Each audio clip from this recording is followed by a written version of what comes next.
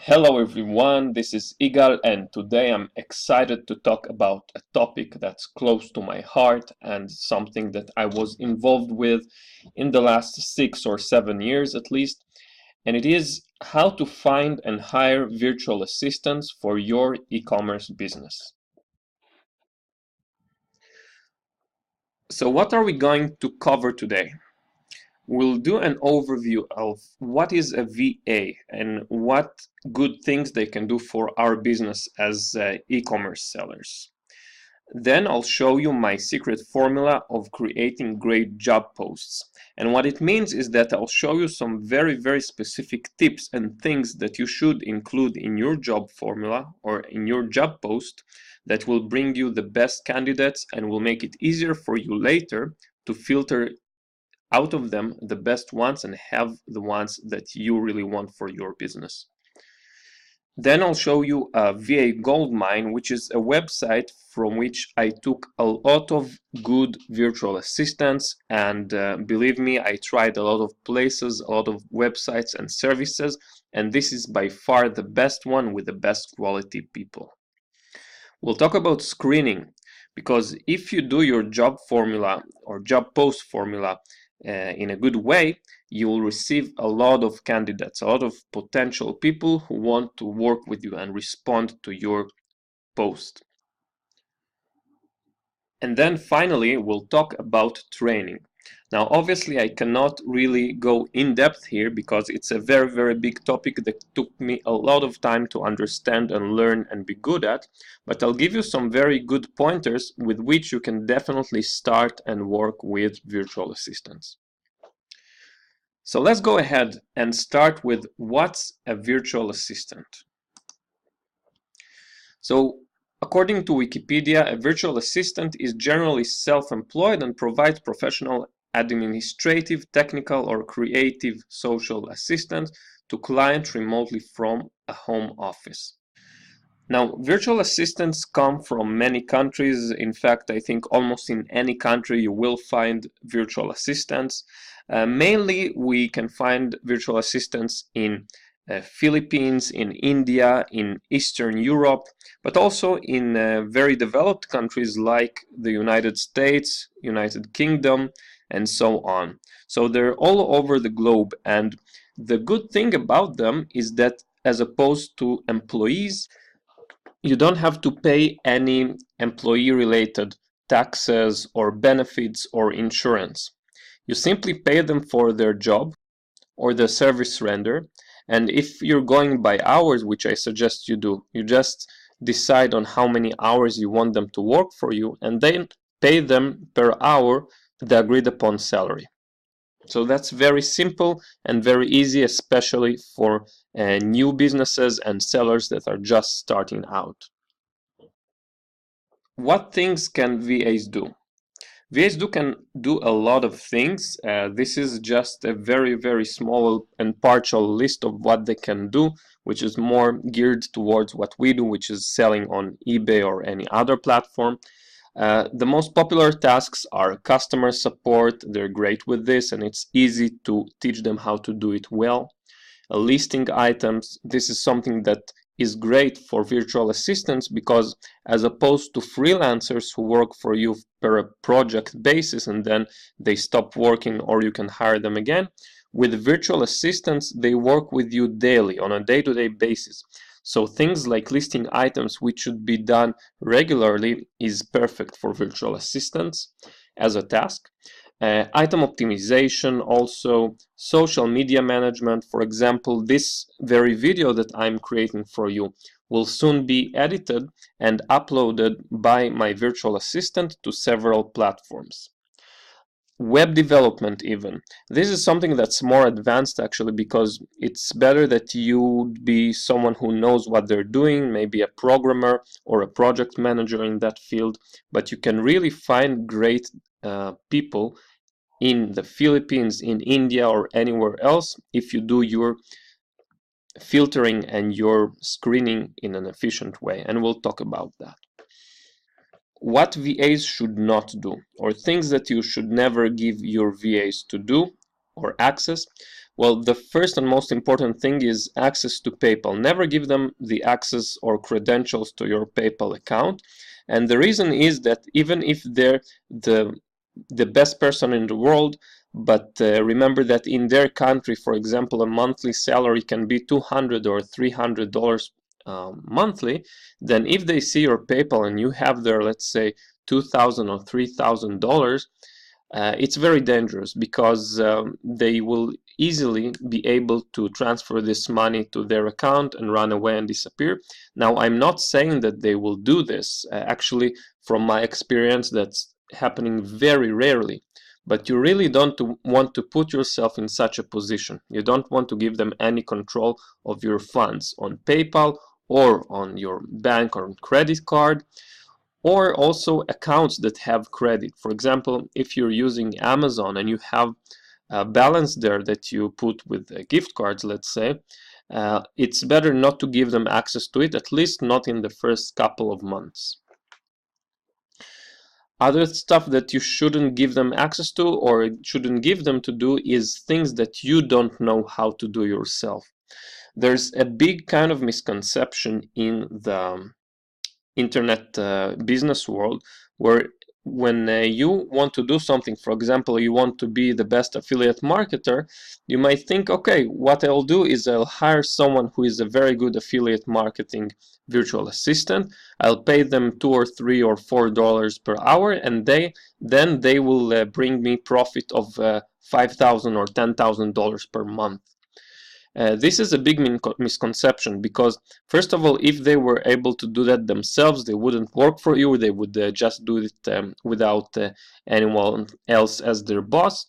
And also, for each person or for each business, there's a different way of doing stuff. So for example, you may be doing customer support a bit differently from what your potential VA is used to do with, let's say, their previous employer, right? So maybe something that they know how to do with someone else and do it even well, they won't be able to do with you in such a good way, because your business is different and your circumstances are different. So it's important to first know your stuff, know how your business works, and how all these tasks that you intend to give away to your virtual assistants, how they should be done correctly. And then you'll be able to teach them, and more importantly, be able to review and see if they're doing it right for you. Okay? And now other stuff that you shouldn't give away to your VAs is major business decisions and development. Of course, you can consult with them, you can see how they're doing and maybe get ideas from them, but all the things that are related to major business decisions and business development should be done by you. You are the business owner, you are the one who decides on the direction of the business. And also, I would say stuff that is very creative, because you know, if you want someone to have a lot of creativity, someone who is an artist or whatever, you can do with that with someone else, maybe find a freelancer, but virtual assistants are more intended for the regular tasks that are repetitive and the tasks that are involved in running your business on a day-to-day basis. Now, before I go to deciding on the tasks for your for your VA rather, I want to point out that the main idea of hiring a virtual assistant is to save your time, because if there's something that you work on for 3 or 4 hours a day and someone else can do it for you for a very, very low price of, let's say, $3 per hour, then you obviously should give it out and outsource it to virtual assistants, because that way, with these 3 or 4 hours that you have free now, you can do other stuff, which, as we said, is business development, or maybe opening another business, or just having more free time for yourself.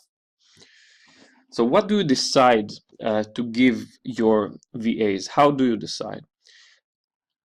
The best way that I found is to first create a breakdown of all the tasks that you have in your business. This is, by the way, something that I suggest you do even without the specific goal of hiring a VA, because this way you'll have a much better control and view of how your business is working.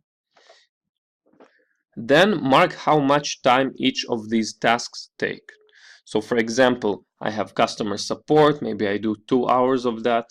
I do listing items, maybe 1 more hour, item optimization, half an hour or an hour, social media, and so on. So just break it down like that. Then split them in groups. The first one is only I can do, and the other one is VAs can do it. Now the ones that only I can do are the ones that I showed you here, what VAs shouldn't do, so these are the tasks that you do.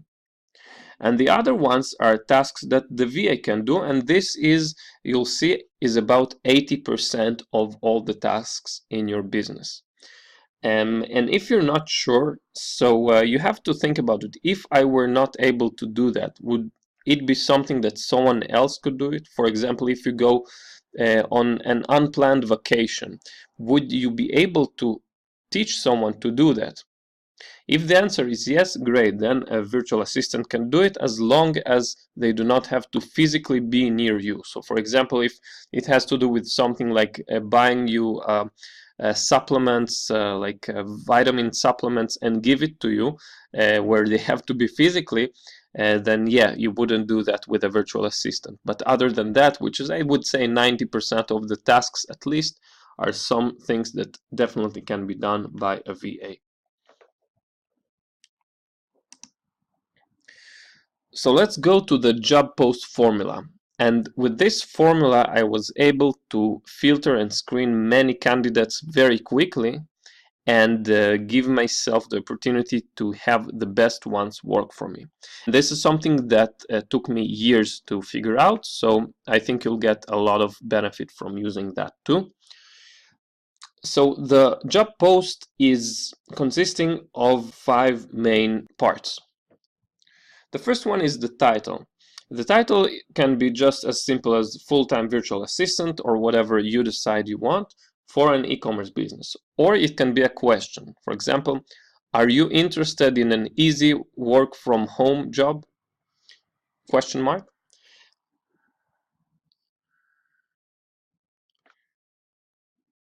Then you have a short description of what we're looking for and what our business is. So I would say here we are looking for a virtual assistant for an easy work from home for so and so hours. Weekends are optional. Also, I would add here, for example, we are an e-commerce business involved in platforms like eBay, Amazon, Shopify, and so on. You don't have to put too much information here. It's not relevant at this stage. Then you have the job description. And this is based on what we did in the last slide, which is deciding which tasks you want to give your VA.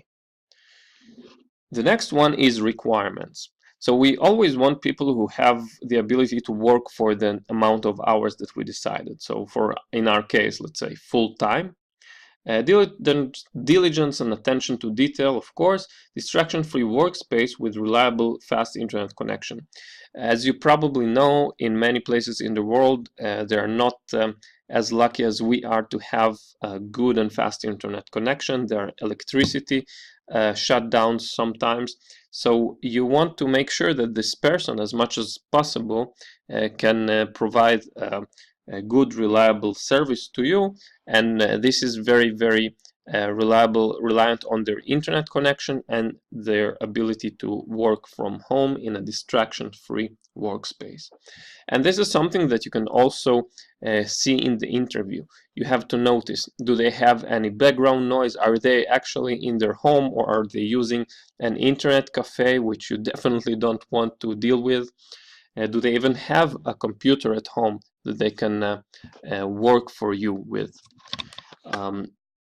Ability to access and work with shared Google Docs and spreadsheets, that's kind of basic, because you'll want to have kind of a way to review them daily and see what they've done. And if they do not know the basics of using Google Docs and shared spreadsheets, then you don't really want someone who is not that at least minimally technical. A PayPal account for accepting payments, that's obviously your choice. If you want to pay by Payoneer, then you instead of PayPal you put Payoneer. By the way, we have a very, very good on Payoneer with virtually no fees, so we'll save a lot of money on that. If you want, you can search it in the group. And then the last part, and this is, I would say, the most important part. Please include in your application an answer to why you fit the job, your CV, and then a little task. I'll talk about it later. We'll break down each of them in a second. Your Skype name and your hourly and weekly salary expectations in US dollars. Okay, so let's break down each one of them because each one of them is important. Why you fit the job, I put it there because I want to see whether they actually read my job posting and answered and really answer it, or they just do what most of them do, is just a copy-paste template that they take. It would read something like, "Hi, I read your job posting diligently. I'm very interested. I have experience in, let's say, whatever they have experience in without relating to anything that I wrote in the job. Please contact me," and so and so, okay? So no, what I want to do is see why they fit what I wrote here. And this will also give me an opportunity to see how they write in terms of their English ability. Are they having a good English? Do they have any mistakes? Do they write in a coherent way? And so on. Your CV. The reason I want to put it here because in many sites, especially in the site that I'm going to show you, it is forbidden to attach, or you cannot attach a CV. So what I expect them to do is to upload their CV to a Dropbox or a Gmail account and then share a link with me. Now sometimes they will also have to open it for other people to view. Sometimes, you know, they don't have permission to view unless it's just you. So I want them to be technically proficient enough to do that. So they will upload it to their Dropbox and give me here a link to their CV. Then I have a little task, and this is a task that I would prefer be something that's numerical. So I'll have a clear answer whether it's the right one or the wrong one. In this case, I said search for a keyword on Amazon, filter by Amazon Prime and brand. And how many results do you see? So this is something that was relevant before. Now you can, you know, find out something else, but this is kind of the way I want them to answer. Just a little tip here, do not put a very long and tedious exam because, you know, they still don't even know you. And before they invest some time, you want to, you know, first of all, see that they're fitting. And then if they are, then you can do the interview and see if they are good for the job. So something quick that wouldn't take more than 3 minutes to answer. Your Skype name for contact, obviously, and your hourly and weekly salary expectations in US dollars. Many of them, first of all, might not fit your requirements in terms of payment. Maybe you're willing to pay up to $3 an hour and they charge $6. So that would be the first one. Now, I want them to put hourly and weekly, and specifically weekly, because I want them to figure out how many hours it is, or how many hours and what's the salary based on what I wrote here, 6 to 9. So for example, if they charge $3 per hour and per week they will work, let's say, how much is it? Between 30 and 45, I want them to multiply 30 by $3 an hour, which is $90 weekly, up to, let's say, 45 times 3 is $135, so $135 per week. So I want them to write this range here. So both hourly, which is $3, and weekly, as I told you, based on what I wrote here, okay? And if they do not know basic math and figure out how much is that, I definitely don't want them in my business. Also, I want them to write that in US dollars because many of them will write that in their native currency and ignore my notion here of US dollars. Okay, so these 5 very important questions are what will help you filter out most of the people and be left only with the best ones. Okay, and it's very easy and very quick because while you fit the job, you will easily see if they're putting something that's relevant for you or not. Your CV, you're just going to see, is there a link or is there not a link? And also if this link is working. Here, the next one will just see a number. You'll see, is this the correct number or not? Actually, you can even start viewing their job application by looking at the number. If this number is correct, then you continue looking. If not, then you go to the next job application. Your Skype name, obviously. And then this number is also, it's easy to see if the calculation or the multiplication is correct. My secret, or not so secret anymore, VA GOLDMINE. This is the place where I was able to find many great online virtual assistants, in fact hundreds of them. And the reason is because, first of all, this is a site for people based in the Philippines, and this is specifically made for people who are looking to work from home. This could be new moms, women who just had their babies and they want to work from home, or people who just want to be with their family and work from home and not be needing to ride long hours to their office. There are some freelancers there, but this is mostly for people who are virtual assistants. This is for people from the Philippines, and in the Philippines, one of the great advantages is that many of them have great English skills. So we'll be able to hire them for customer support or for even talking with people using the telephone if need be. So this is a good place. They also have filtering, so they can give you people who only have posted their driver's license or their degree certificate, BA or even MA. And also they have a way of, instead of you just posting a job post, you can actually look up there in their directory of people who are looking for a job. You can filter by what's their expertise, how much they want to earn, and so on. So this is a site that I really recommend. You can either access it through onlinejobs.ph, or you can use my affiliate link here, which is bit.ly/egalojph. Okay, let's talk about screening. So let's say you posted your job posting. You'll probably have to wait between 1 or 2 days, and by this time you'll have around 100 or 200 applicants. From these applicants, you're going to see how many answered correctly. And if you're using the filtering method that I showed you in the job posting formula, you'll be able to screen really fast. You'll be able to go through 100 candidates in like a few minutes. It's pretty crazy. So you'll see how many answered correctly.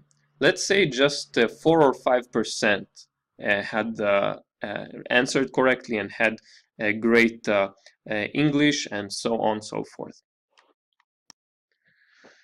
The next step would be to offer them a job interview. And what you do is you actually email them and offer them time ranges that they can choose from that would be comfortable for you as well. Now, unfortunately, some of them will not answer, which is a pity, because if you think about it, they're already gone through the early filtering, which filtered 95% of the people. And if there are these 5% that are having the best potential to work with you, they better be available to respond to your email, because you're going to offer them an interview. But you'll see that out of 10, let's say 6 will answer or 7 will answer, and with them you would do the interview. Now, once they've passed the interview, and in the interview, by the way, I'm not going to go over here regarding how to conduct an interview, but basically, if they are what you're looking for, they can work at the hours that you need, and they have the experience they say they had, and they also passed a little questionnaire or something, or a test that you did in your interview, then you can hire them for 1 week trial. Now, this trial is can be either paid or unpaid. I usually prefer to pay. I think that's the right thing to do. I know that some people for this first week do not pay. I suggest you do, because you want to create trust between them and you, and they'll be more willing to actually invest. So after this 1 week, what you're going to see is, within those 2 or 3 people, one or two people will really stand out. And those are the ones that you really want to continue working with. So as you can see, we're doing here a pretty good screening, by which out of 200 people, finally, we choose just one or two, which is just 0.5% or 1% of all the people that were our applicants. And again, if you create the correct job posting, you'll be able to very easily and quickly filter out the ones who are not relevant. Finally, let's talk about training. So the best way to train your virtual assistants, and actually every other worker too, is to create videos. I have a library of dozens of video trainings that I share with my team, and it has a lot of benefits. And some of them are that it's easier to understand because it's really happening live, so that you can see, or the VA can see what's happening, and they see in their own eyes how it's going to look when they're starting to work there. Also, some virtual assistants, especially in the Philippines, are a bit shy, and they won't be so comfortable asking you some little questions that they don't understand regarding the tasks, as easily as just going to the video and watching it a couple more times. This will be something that they will much prefer. So this is a big advantage. Another thing that I really recommend you do, actually this is something that's a must, is create a shared spreadsheet in which they have all their tasks and the dates, and in each day they should point out which task they did and how many, if it's a quantitative task. For example, if it's answering customer support questions, or if it's listing items, I want to see a number there. And one reason that I do it, in addition to be able to review it and see that everything is good, is to have a clear indication. Is this a serious person to work with? Because if they cannot do something as simple as every day mark what they did, then I would definitely not want them in my business, because it shows that these people are not very serious. I want to work with people who are dependable and people who are serious enough to spend 1 or 2 minutes every day to mark what tasks they did and how much exactly. So this was kind of a general overview of what a VA is, how to hire them, and a bit about how to train them. And with this information, you can definitely go ahead and start looking for a virtual assistant. I really suggest you do it as soon as you're profitable, because if you're still not profitable and still learning how to conduct your business, then wait with that and learn and start to be profitable. But as soon as you are, hire a virtual assistant, you'll save time, you'll be able to scale your business to a different level, and this will be very profitable for you, and very good quality for yourself as a business owner to be able to hire people, to manage people, and to make your business earn more. So thank you very much, and see you in the next video. Bye bye.